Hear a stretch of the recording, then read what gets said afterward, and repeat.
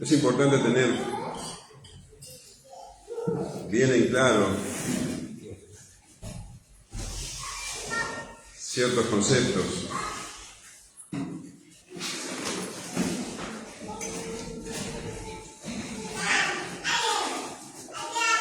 Hay palabras que damos por entendidas o sobreentendidas,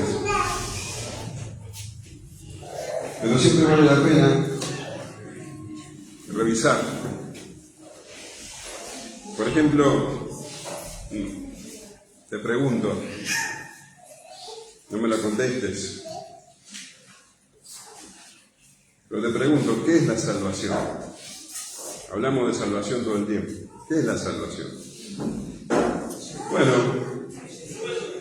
por definición, la salvación es la liberación de un peligro o de un sufrimiento.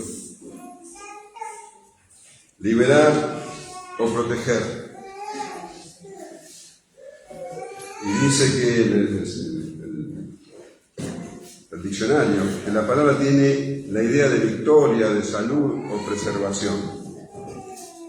Bueno, esa es la definición de salvación. Pero bíblicamente, la salvación se refiere a la liberación espiritual eterna. ¿Y de qué somos salvos? Bueno, somos salvos de la ira. Somos salvos del juicio de Dios por el pecado. Romanos 5:9 dice, pues mucho más estando ya justificados en su sangre, por él seremos salvos de la ira. Primera de Tesalonicenses 5:9 también dice, porque no nos ha puesto Dios para ira, sino para alcanzar salvación por medio de nuestro Señor Jesucristo. La realidad es que el ser humano está bajo pecado, todos, absolutamente todos. La gente anda por la vida sin entender su desesperante condición. El pecado nos ha separado de Dios. Dice la Escritura que la consecuencia del pecado es la muerte. Romanos 6:23, porque la paga del pecado es muerte, más la dádiva de Dios es vida eterna en Cristo Jesús, Señor nuestro. La paga del pecado es muerte. Esto es lo que significa que las personas que vemos caminar por la calle, las personas con las que nos comunicamos todos los días, con las que tenemos relación, las personas que vemos por televisión, muy alegres, que parecen muy inteligentes, esos deportistas que por ahí vos admirás, todos esos están muertos. Eso dice la palabra. Están muertos. Están muertos en sus delitos y pecados. Porque muerte significa separación de Dios. No entendemos la muerte como el final, sino como separación de Dios. Y todas esas personas están muertas espiritualmente. Están separadas de Dios. Y necesitan salvación. Y como hoy decían, este es el tiempo de salvación. Porque llegará el día en que, bueno, si el Señor no viene antes, la muerte física alcanza a esas personas y ya no habrá posibilidad de salvación. Y esa persona estará muerta eternamente. Muerta. Física y espiritualmente por toda la eternidad. Y esa es la condenación. Ese es el pago definitivo del pecado.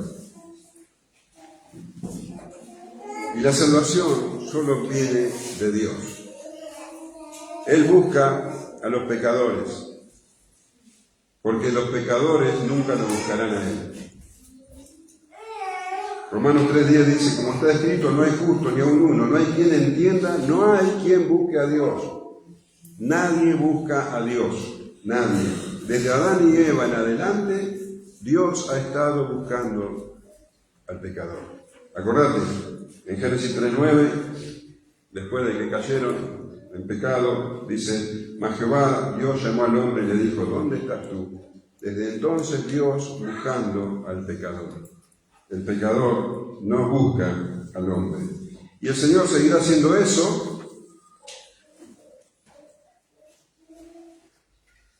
hasta que la puerta de la salvación se cierre.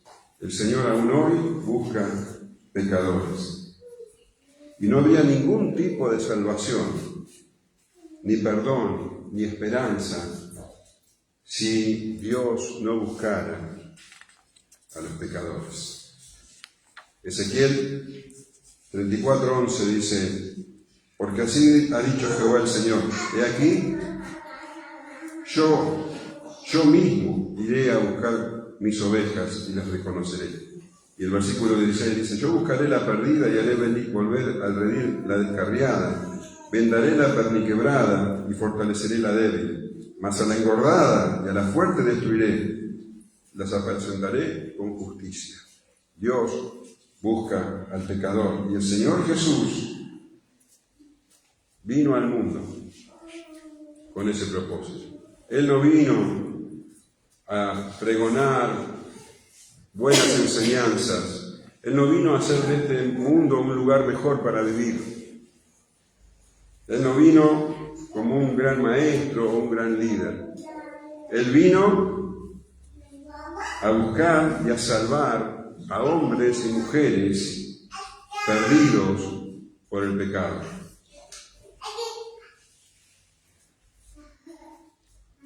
Cuando María estaba embarazada, José estaba decidiendo qué hacer con ella. Si desaparecer, si dejarla, irse o quedarse. Cuenta Mateo que un ángel se le apareció.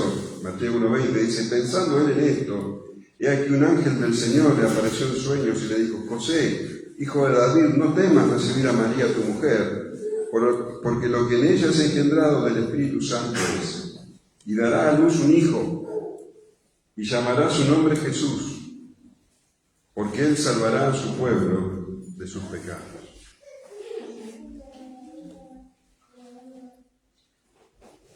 Él es el Salvador. El apóstol Pablo escribió en 1 Timoteo 1:15: palabra fiel y digna de ser recibida por todos, que Cristo Jesús vino al mundo para salvar a los pecadores, de los cuales yo soy el primero. A eso vino el Señor Jesús. Y Él se compara a sí mismo como un pastor que busca a la oveja perdida, como una mujer que busca una moneda perdida, como un padre que busca a su hijo perdido. Y esas parábolas no solamente se enfocan en que Dios es el que busca, que Jesús es el que busca, sino que también se goza cuando las encuentra. El enorme gozo que le provoca al Señor encontrar una oveja perdida, un pecador perdido. Y en su paso por Jericó, que es lo que estamos estudiando ahora, vemos que, yendo para Jerusalén, vemos que una gran multitud sigue al Señor Jesús. Pero de esa gran multitud, vemos que solamente 2 personas se salvan. Y son las menos pensadas. Un mendigo ciego llamado Bartimeo y alguien verdaderamente despreciable, un publicano llamado Zaqueo. Justamente sobre esta persona, sobre este publicano, trata el pasaje que vamos a leer a continuación. Un pasaje que podemos dividir en 3 partes, ¿qué te parece? Zaqueo el pecador, Zaqueo conoce al Salvador y Zaqueo transformado.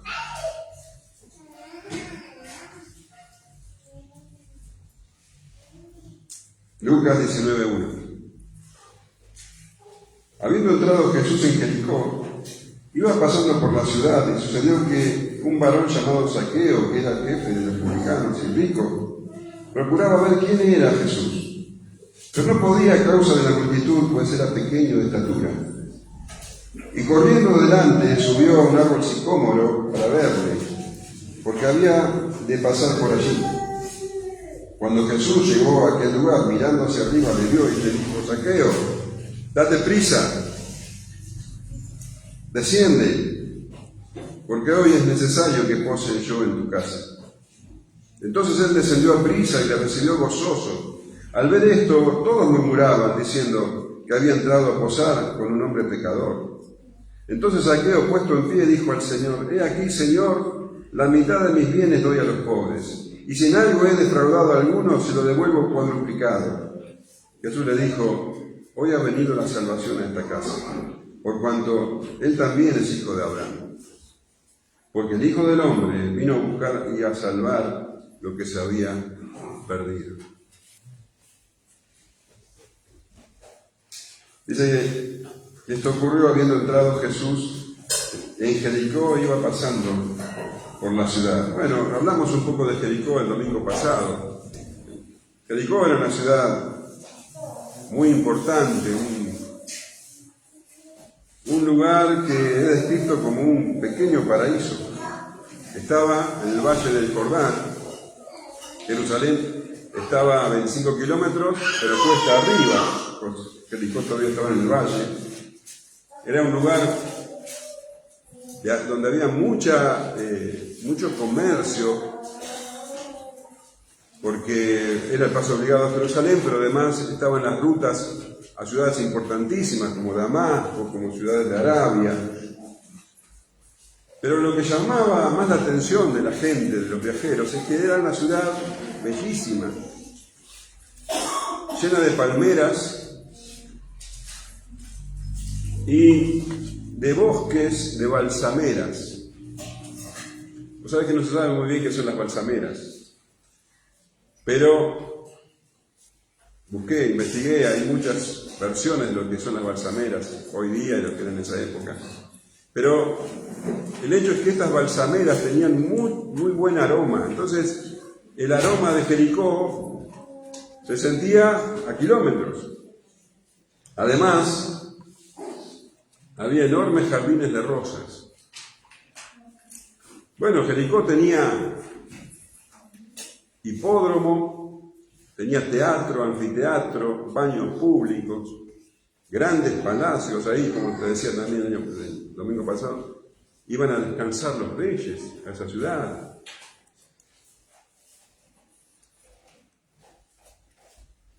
Y de esas balsameras sacaban lo que se llamaba el bálsamo, que era un ungüento que parece que tenía propiedades sanadoras, y se exportaba, se mandaba, venía gente con mercaderes de todos lugares a comprar. Así que había un movimiento muy grande, un comercio floreciente.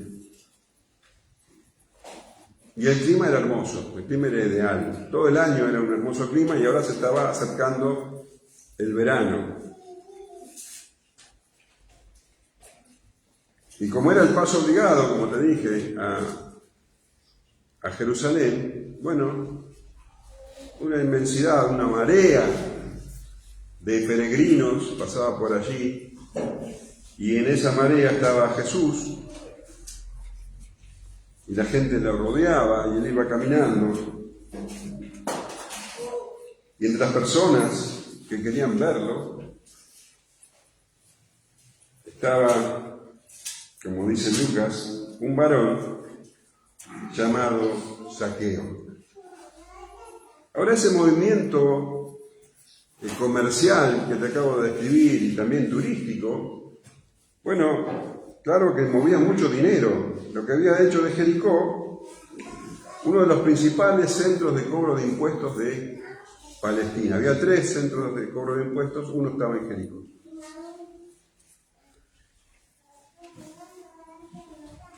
Y como hemos visto también en otras oportunidades, y vos ya sabés perfectamente, los publicanos eran personas despreciadas por los judíos, porque los consideraban traidores a su nación. Eran cobradores de impuestos al servicio del Imperio Romano. Y eran muy abusivos. Cobrar impuestos era una especie de franquicia, era algo que se compraba. Entonces el cobrador de impuestos, además de los impuestos que debía cobrar y que debía enviar a Roma, cobraba mucho más. Era un sistema corrupto, abusivo, violento, mafioso, extorsivo. Por eso se odiaba tanto a los cobradores de impuestos. Y bueno, resulta que este Zaqueo era jefe de los publicanos. Esto significa que él estaba en la cabeza de este centro de cobros de impuestos. Él era el jefe. Él estaba en la cabeza de la pirámide. Los cobradores de impuestos respondían a él. Los mismos publicanos tenían que darle a Zaqueo un porcentaje de sus ganancias. Ese cargo no era para cualquiera.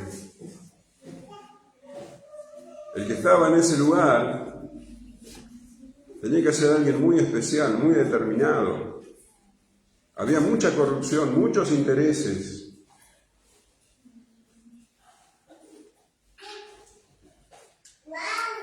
Y la persona que alcanzaba semejante lugar, semejante posición, bueno, tenía que tener encima una historia bastante pesada. Evidentemente Zaqueo tenía detrás muchas cosas, muchas culpas, porque como te decía, no era un cargo que podía ocupar cualquiera. Y Lucas destaca que Zaqueo era jefe de publicano y rico. Esa riqueza no la hizo trabajando honestamente. La hizo justamente en base a la corrupción, al robo, a la extorsión, a la usura. Zaqueo era el jefe de todo ese sistema de corrupción. Así que podemos creer que Zaqueo era uno de los hombres más odiados de esa región. Y paradójicamente, su nombre, Zaqueo, significa el justo, el limpio. Y ahí estaba Zaqueo. Dice que procuraba ver quién era Jesús, lo que es muy llamativo. Evidentemente Zaqueo había escuchado sobre Jesús. Y muy poco tiempo atrás, unas horas atrás, había sanado milagrosamente delante de todos a un mendigo ciego. Así que Zaqueo estaba muy interesado en ver quién era Jesús. Y esto es llamativo porque una persona de su posición, bueno, mezclarse entre la multitud podía resultar peligroso. Podían, de alguna manera, hacer justicia por mano propia, sin que nadie se diera cuenta. Sin embargo, Zaqueo estaba entre la multitud. Pero dice Y era tan grande la multitud. Y Zaqueo era bajo, muy bajito era. Dice, de corta estatura. Así que no podía ver, no podía alcanzar a ver. Pero tan profundo era su interés que estaba dispuesto a hacer cualquier cosa. Y recordemos que era una persona que no se detenía ante los obstáculos. Así que dice, y corriendo delante subió un árbol sicómoro para verle, porque había de pasar por allí. Como no podía ver a Jesús, aparte vos tenés que entender que Jesús no andaba ostentando una corona de oro, un bastón, una capa, algo que lo identificara. Era una masa entre la multitud. Él venía vestido con su túnica, la multitud lo apretujaba. Entonces, para poder verlo, dice que pasó por delante de toda la multitud y subió un árbol sicómoro, un árbol de moras. Viste que ¿conocés el árbol de moras? Es un árbol que tiene las ramas, empieza a tener ramas desde muy abajo, entonces es fácil para trepar. Entonces subió un árbol sicómoro para verle, porque había de pasar por allí. Estuvo muy astuto. Pero también vemos esa determinación de Zaqueo, porque era una persona conocida, una persona odiada, y él no le importó lo que podían decirle o lo que podían pensar la gente. Él se subió a un árbol. No cualquiera hace eso. Eso lo hacen los chicos, pero no una persona adulta. Se podían burlar de él, por lo menos podían decirle cosas hirientes, reírse. Nada de esto le importó a Zaqueo. Así que se acomodó en ese árbol y esperó que el Señor Jesús pase. Todo lo que él quería era verle. Quería verlo. Quería ver quién era.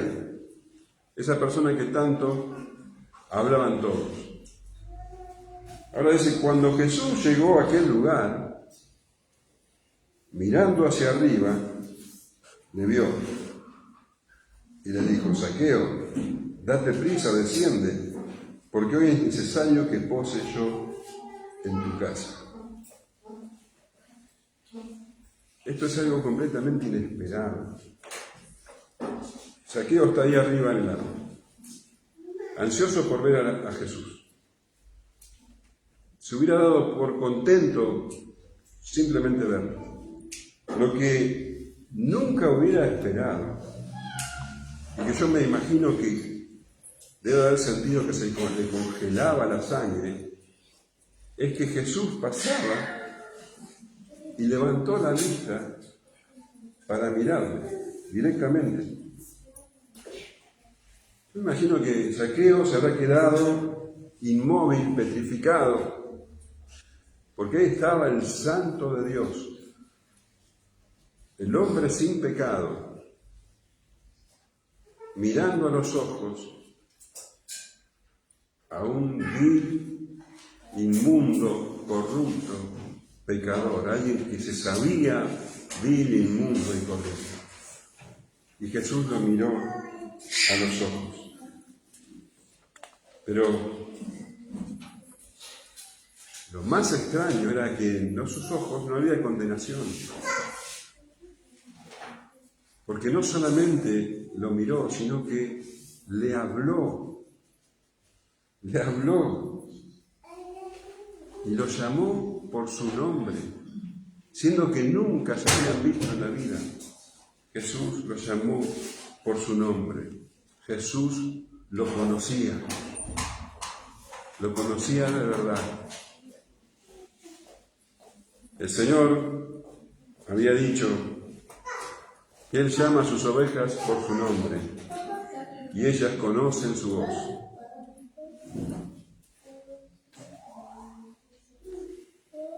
Jesús lo conocía como nadie nunca lo conoció.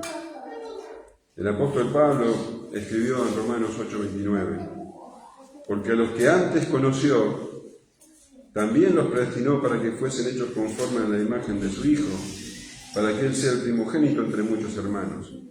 Y a los que predestinó, a estos también llamó. Y a los que llamó, a estos también justificó. Y a los que justificó, a estos también glorificó. El Señor conocía a Zaqueo desde antes de la fundación del mundo.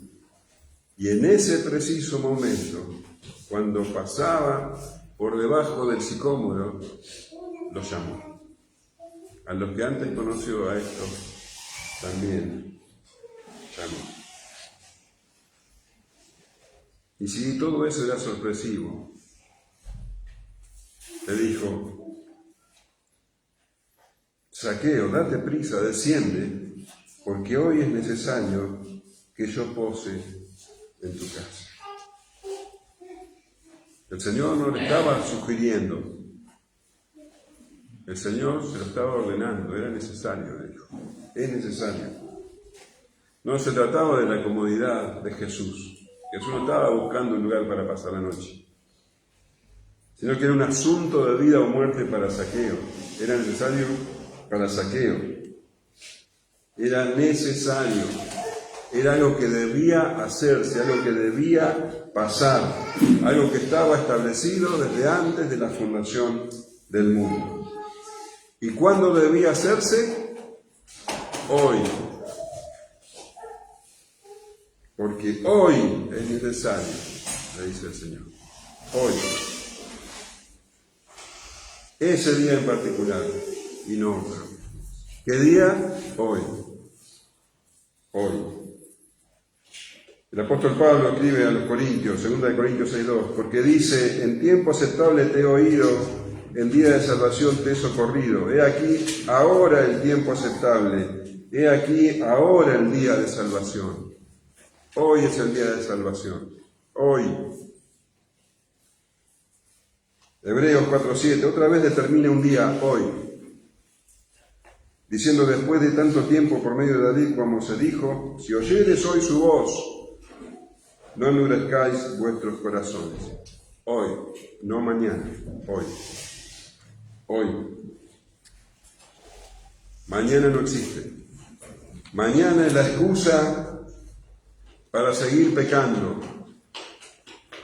Mañana es como decir: déjame un día más con mi amado pecado. El mañana nunca llega. Mañana es tarde.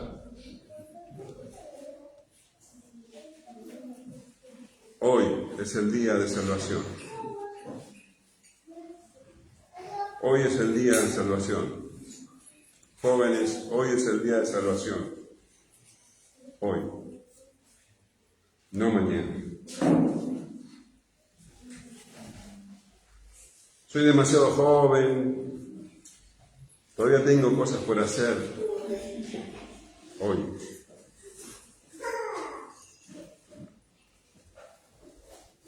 ¿Y qué cosa era necesaria hacer en ese día en particular? El Señor le dice: que pose yo en tu casa. Estaba determinado desde antes de la fundación del mundo que Jesús entrara a la casa de Zaqueo para traer salvación. Y dice Lucas: entonces él descendió a prisa y le recibió gozoso. Yo me imagino que habrá habido en Zaqueo un momento de sorpresa, pero dice que descendió rápidamente del árbol y lo recibió gozoso a Jesús. Y no cabe duda que esa sería la primera vez que una persona honorable entraba a su casa. Alguien que era ceremonialmente puro, alguien respetado, que entraba a la casa de este cobrador de impuestos, de este hombre que vivió toda una vida hundido en el pecado. Y como el hijo pródigo, el padre corrió hacia él, bueno, el Señor Jesús recibió a Zaqueo, este traidor a la patria, a su nación, que todos despreciaban, pero que el Señor lo reconcilió consigo mismo. Y al ver esto, todos murmuraban, diciendo que había entrado a posar con un hombre pecador. Esto molestó a todos, esa multitud que seguía al Señor Jesús, se indignó al ver esto, porque el hecho que ya le hablara a esa persona era indignante para él. Pero fue demasiado lejos al pasar la noche en su casa. Eso, cualquier judío que tuviera respeto de sí mismo jamás hubiera entrado a la casa de un cobrador de impuestos. Dice que murmuraban. Y la palabra en griego es una palabra que hablaba de que hablaban mal y fuerte y repetidamente. Murmuraban diciendo que había entrado a posar por un hombre pecador. ¿Te das cuenta lo lejos que estaban del corazón de Dios? Ellos consideraban que Zaqueo era pecador. Y era pecador, ninguna duda. Pero toda esa multitud estaba bajo pecado. Y murmuraba. ¿Y el Señor Jesús qué hizo? Ignoró toda la murmuración. Él no vino a quedar bien con la multitud. Él no vino a que las personas se sintieran cómodas con Él.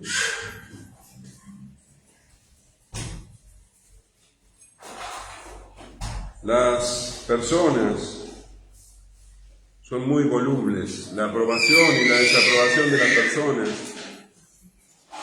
cambian de un momento a otro. El Señor Jesús no hacía caso de eso. Él no vino a escuchar críticas. Él no se iba a distraer de su verdadera misión.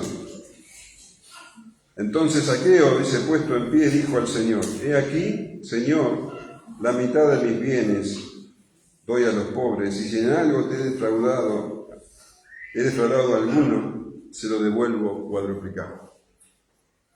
Teníamos a Zaqueo pecador, tenemos a Zaqueo que se encuentra con el Señor Jesús, y ahora tenemos a Zaqueo transformado. El Señor había dicho que era más fácil que un camello entrara por el ojo de una aguja que un rico entrara al reino de Dios. ¿Te acordás? Vamos a leerlo, Lucas 18:24. Al ver Jesús que se había entristecido mucho, el joven rico, que se había ido, dijo: cuán difícilmente entrarán en el reino de Dios los que tienen riquezas. Porque es más fácil pasar un camello por el ojo de una aguja que entrar un rico en el reino de Dios. Y los que oyeron esto dijeron: ¿quién pues podrá ser salvo? Él les dijo: lo que es imposible para los hombres es posible para Dios. Todo es posible para Dios.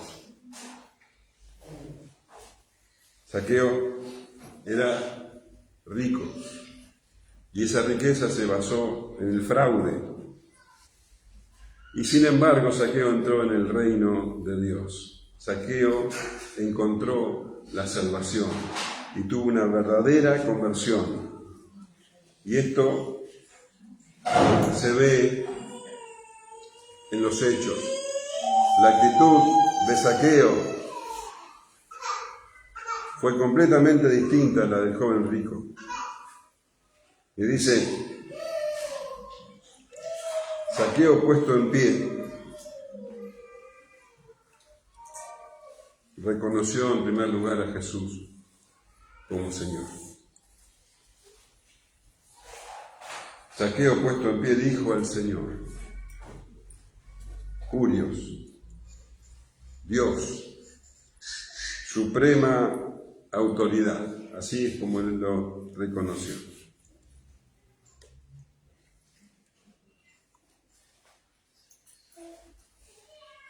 En segundo lugar, Zaqueo manifestó que aquello que tanto le había traído en el pasado, ahora ya no era importante para él. La mitad de mis bienes doy a los pobres. Esos bienes por los que había empeñado su vida pasada, esos bienes que le había costado, vaya a saber qué cosas.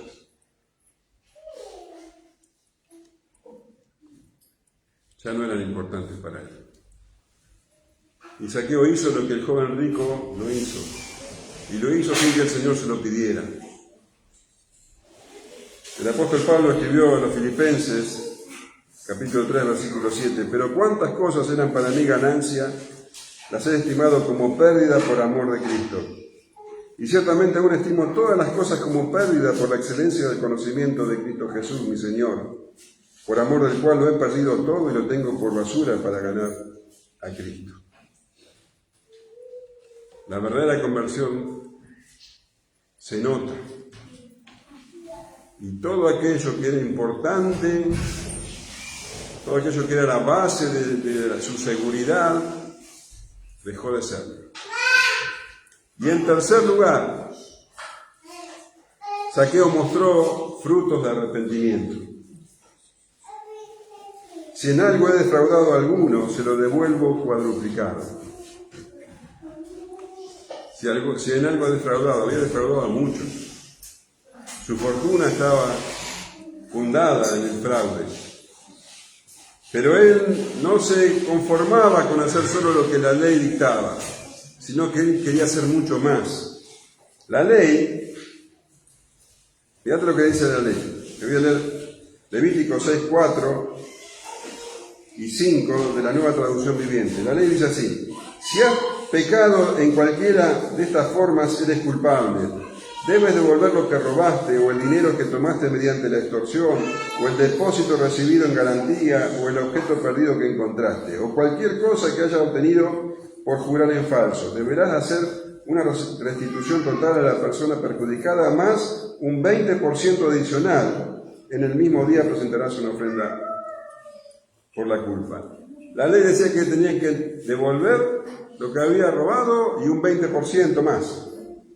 En algunos casos, también la ley dice que, había que devolver el doble. Por ejemplo, en Éxodo 22:4 dice: si alguien roba un buey o un burro o una oveja y se encuentra el animal en su poder, entonces el ladrón tendrá que pagar el doble del valor del animal robado.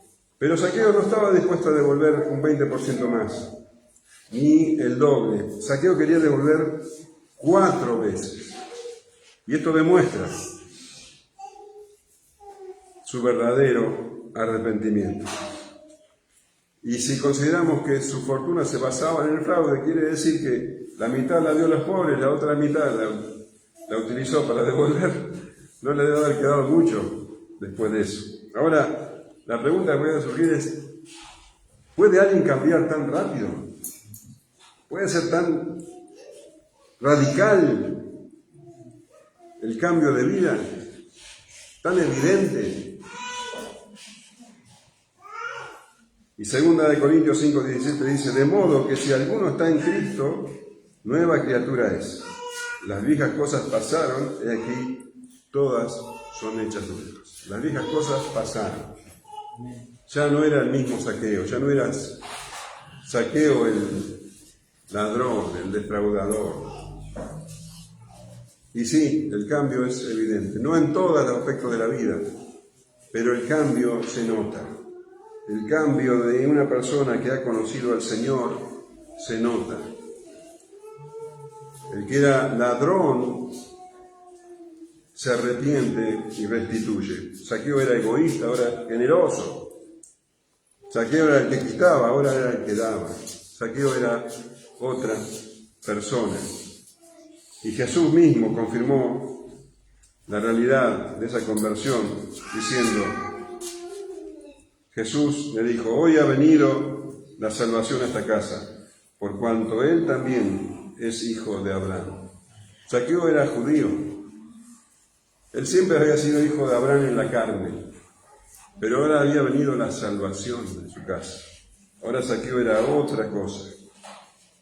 Ahora Zaqueo era un verdadero hijo de Abraham, no por la carne, sino por la fe. Romanos 2:28 dice, pues no es judío el que lo es exteriormente, ni es la circuncisión la que se hace exteriormente en la carne, sino que es judío el que lo es en el interior, y la circuncisión es la del corazón, en espíritu, no en letra, la alabanza del cual no viene de los hombres, sino de Dios. Y en Gálatas 3:6 leemos, así Abraham creyó a Dios y le fue contado por justicia. Sabed, por tanto, que los que son de fe, estos son hijos de Abraham. Y la Escritura, previendo que Dios había de justificar por la fe a los gentiles, dio de antemano la buena nueva a Abraham, diciendo, en ti serán benditas todas las naciones, de modo que los de la fe son bendecidos con el creyente Abraham. Y el versículo 29 dice, y vosotros sois de Cristo, ciertamente linaje de Abraham sois y herederos según la promesa. Los hijos de Abraham son los que tienen la fe puesta en Cristo. Y ahora, Zaqueo era un verdadero hijo de Abraham. Y si vos crees en Jesucristo, vos también sos un hijo de Abraham, porque es por la fe, no por la sangre. Zaqueo era un verdadero judío que ahora había sido salvo del pecado, fue liberado totalmente de las consecuencias del pecado, fue salvado de la muerte y del infierno, fue salvado de la ira de Dios y pasó de muerte a vida. ¿Cómo no se iba a notar su transformación? Y el Señor concluye diciendo, porque el Hijo del Hombre vino a buscar y a salvar lo que se había perdido. Él era el Hijo del Hombre, es decir, el Mesías anunciado por Daniel. Jesús era el Mesías y su propósito era traer salvación a los perdidos. El pecado ha devastado a la humanidad.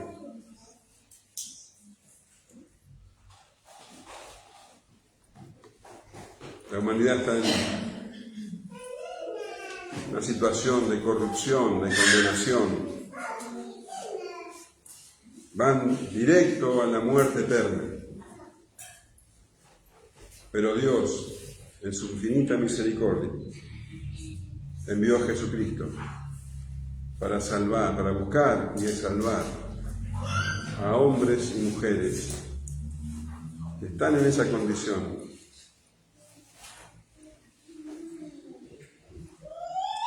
Solo por gracia. La salvación viene de Dios. Y cuando un pecador busca a Dios, es porque Dios lo buscó a él. Ninguno puede venir a mí, dice el Señor Jesús, si el Padre que me envió no le trajere, y yo le resucitaré en el día postrero. Zaqueo era una de las ovejas perdidas que el buen pastor encontró. Y ese buen pastor, pocos días después, iba a dar su vida por sus ovejas.